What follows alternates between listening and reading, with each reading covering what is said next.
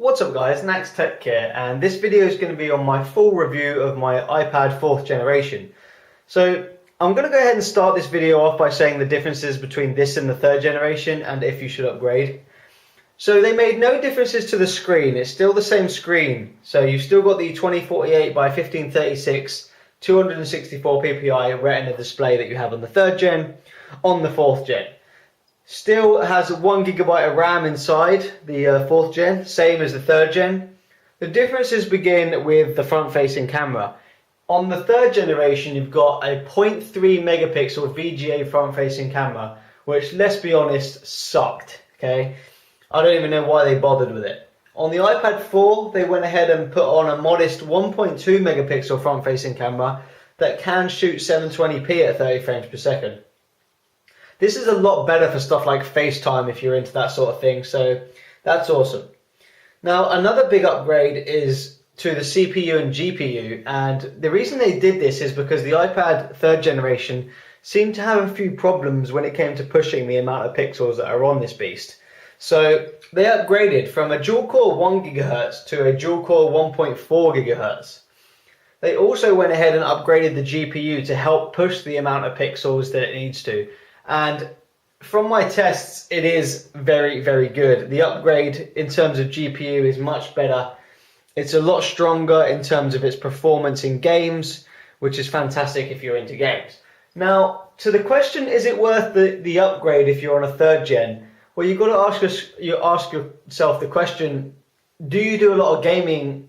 Because if you do, and you really want a device just for gaming, I would suggest the upgrade, because frame rates in these games are buttery smooth compared to the not so smooth ones of the iPad 3rd generation.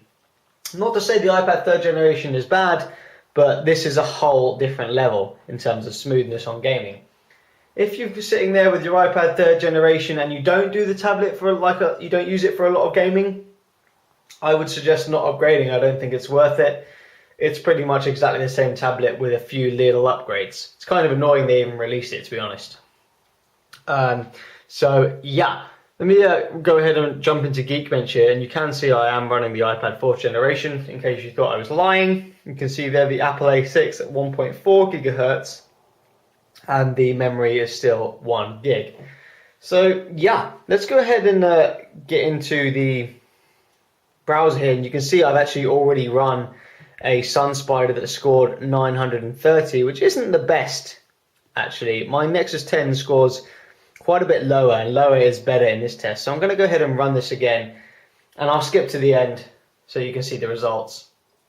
Okay, and we're back, guys, and you can see this time it scored 841. So better than my last test of 950 or whatever it was, but still not quite as low as I've seen my Nexus 10. Saying that, it's not all about JavaScript, because the iPad 4 was a hair quicker in pretty much every test I did than my Nexus 10. So yeah, the web performance as always is very, very good. I'm not going to really go into that because there's not much point.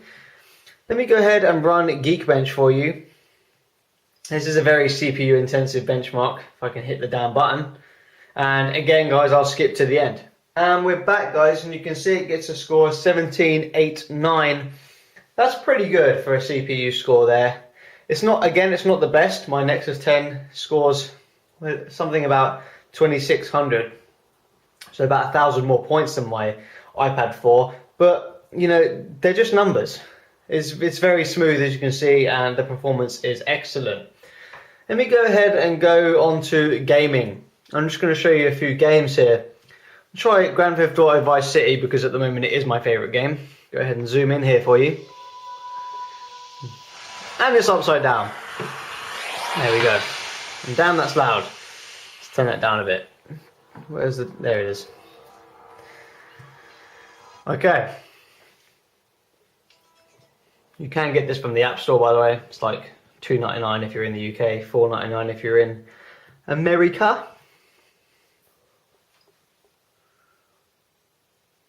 Vice City, this was such a good game. And here we go, let's check out the performance here. So it looks great on this display. 4:3 I think really works well with games, and the palette of the iPad 4th generation, the screen, is is very warm. It's a warm display, and what that means is sometimes you can get a kind of yellowy tint to your screen. It's not just the glue, it is actually the screen. But what it means is very rich colors and sometimes deeper colors. So it's kind of a trade-off there. Let me steal this car. Everything looks great, it pops, everything's super sharp as well. And you can see here the performance. Oh god, the performance here is brilliant. I haven't seen any frame drops whatsoever. You can see as the camera spins around there, it handled it easily.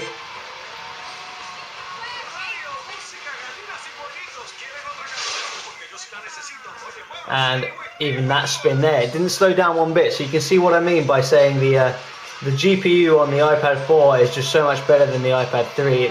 It can really handle the amount of pixels it's asking it to push. So very, very decent performance here. I'm not going to go ahead and play all this because I've kind of done gaming a lot on my different reviews. I'm not going to go ahead and check out the other games either because I've done gaming reviews and comparisons. So if you want them, you have to go ahead and check them out.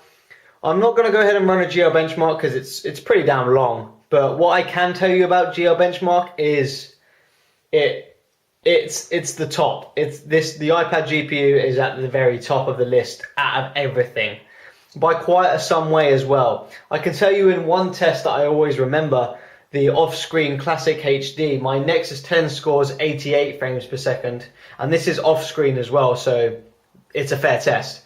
88 compared to the iPad 4th generation scores 133, so quite a massive difference in terms of frames there. So yeah guys, that's pretty much it. Everything else is just iOS 6 based, I'm not going to go into that. It's very nice. It's really, really nice in terms of gaming, actually, I should say. Everything else, I think it's pretty standard, and I wouldn't upgrade from the 3rd generation. The screen's the same, the camera's okay, but I don't use the front-facing camera anyway. But for gaming, this is an absolute beast. So, yeah. Hope you enjoyed it, guys. I'll see you later.